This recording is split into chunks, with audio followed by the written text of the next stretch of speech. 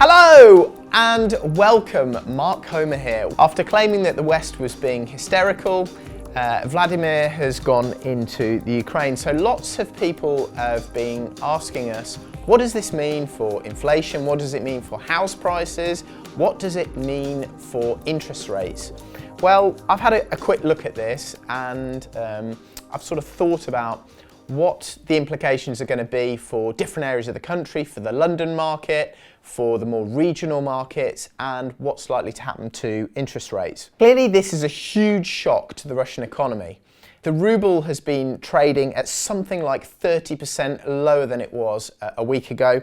This morning it was trading at 107 to the dollar. A week ago it was about 80 to the dollar. The biggest news here for Russia is that these sanctions mean that their central bank is unable to access all of their $700 billion worth of foreign funds. So I'm sure they've got money elsewhere, but this is going to cause major issues for them accessing cash, funding their economy, and some are saying that they won't be able to defend the ruble, their currency. They've tried to ban foreign companies from selling their stakes in Russian companies. BP, Shell are trying to exit, but the Russian government has put a ban on that because they're trying to defend the ruble and trying to prevent people from selling assets in rubles to defend the value of that currency. Huge news from Germany. They're saying now that they're going to reduce their dependency on Russian gas. That was probably one of the reasons why they were so slow to the party with these sanctions. But they're here now. They're going to create 2 LNG natural gas ports so that the ships can come in and deliver gas into Germany, and they're even talking about reopening their old nuclear power plants. Now, some would say that was the way to generate electricity anyway. Why burn gas? Why be reliant on Russia? Well, it looks like they're going to be a lot less reliant on Russia moving forward. Qatar and the Middle East are going to have a field day from this. Abu Dhabi, Qatar will be supplying this gas on ships. I think we take something like 10 or 20% of our gas from Russia, or we did do. We're also going to be receiving these ships from the Middle East to reduce our dependency. So let's get to the nub of the issue. What is this going to mean for inflation? Well, clearly as gas and oil prices increase on the world markets, as they have done significantly in the last couple of weeks, because the world market has been anticipating this coming. Inflation picks up in the United Kingdom because the price at the petrol pumps go up. We're at about 150, I think, last night when I filled up. There are economists saying that petrol's going to go to £2 a litre at the pumps. You've already seen gas and electric prices increase significantly post-pandemic, and this war in Ukraine, not allowed to call it that, clearly going to push gas prices and electric prices probably even higher.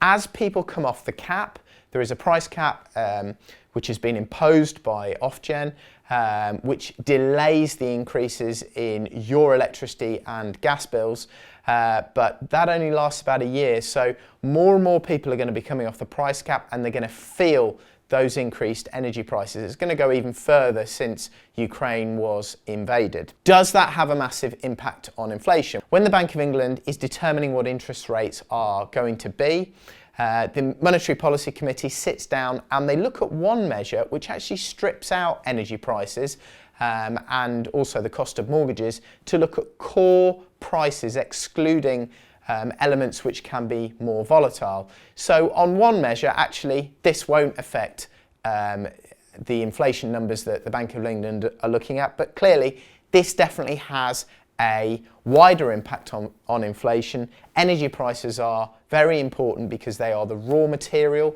for lots and lots of products coming out of factories.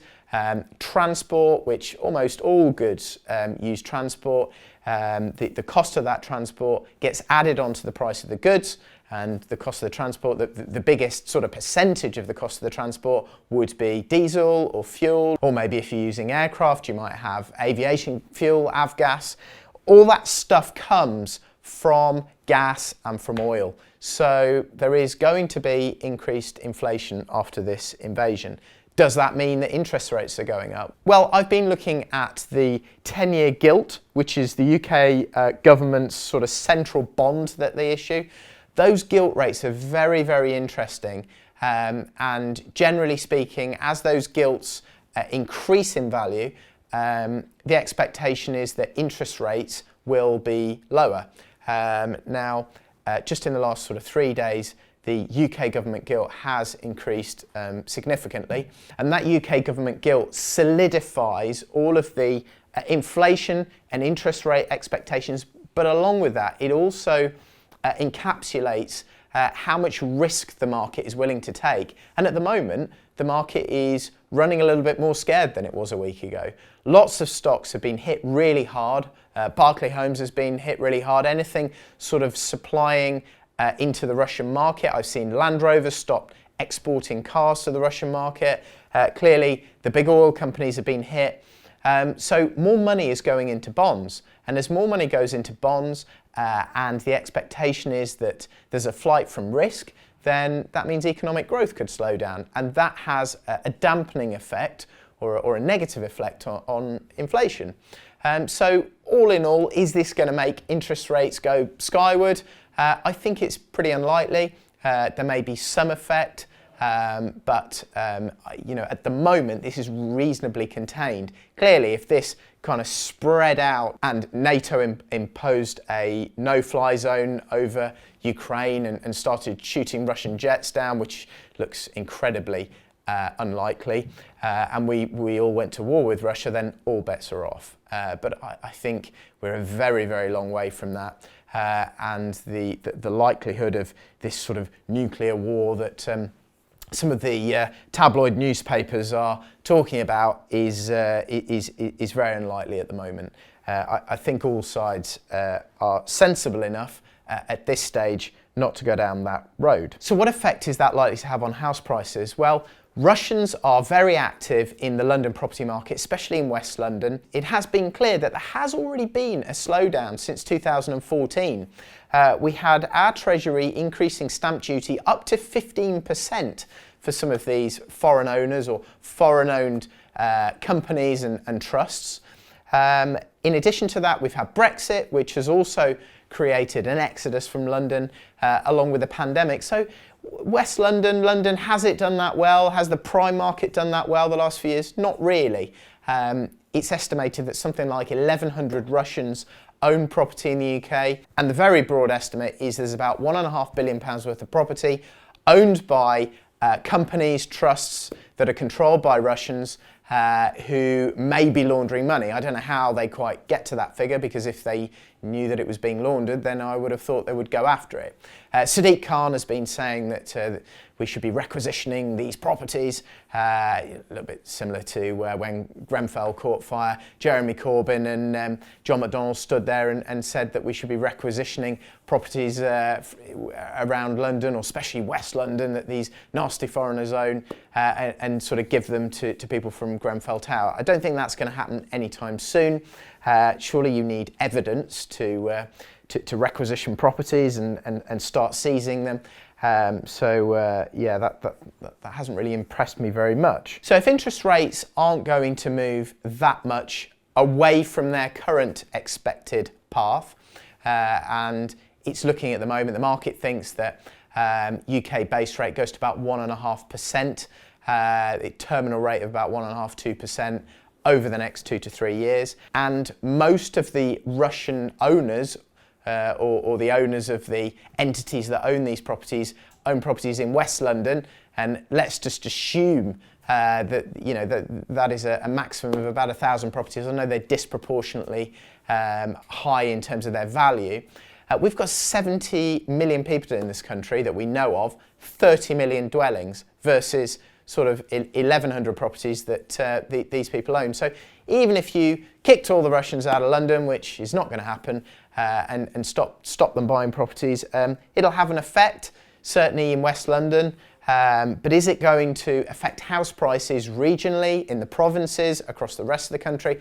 I think it's pretty unlikely. So I don't think this is going to have a major effect on UK house prices. So back to the sanctions, what are they going to mean for us? Well, clearly input prices are going to rise. I've mentioned gas and oil, but lots of other stuff would come from Russia.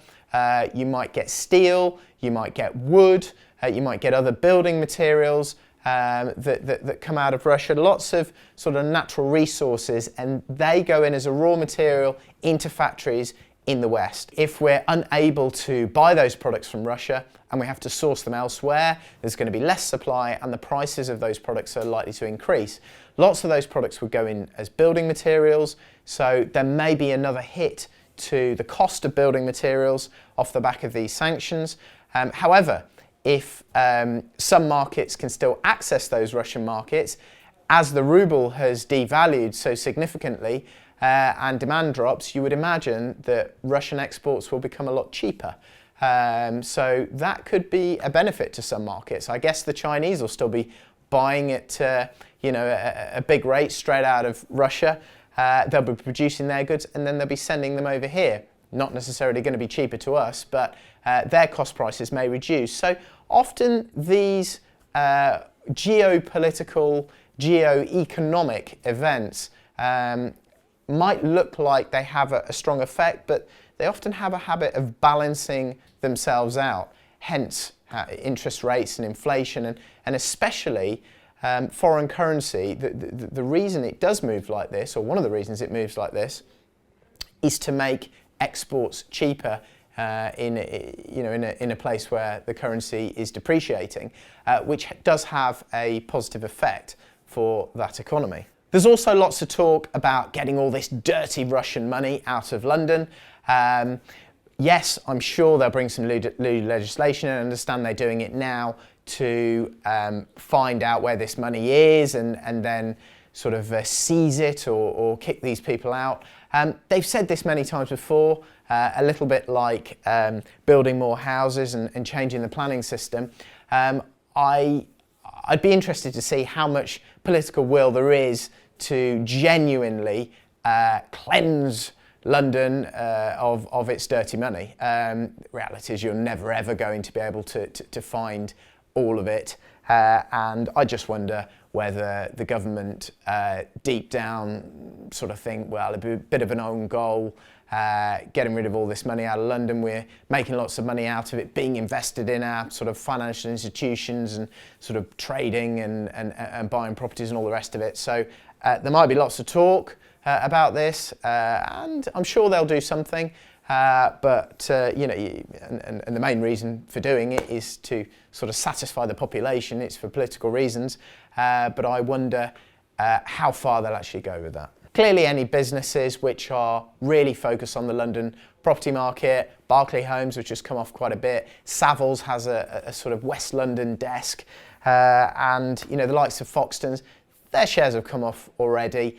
I imagine that volumes might slow to some extent, but we're just at the moment seeing a big revival in London property, especially at the sort of prime end, and I wonder how much that will offset this hit. There's very, very strong demand post-pandemic, so I wonder whether this sort of dampening of demand is actually on a net basis, on balance, going to have that much effect. I hope that's been useful and you've got some insight into what this conflict is likely to mean. That has been Mark Homer, over and out.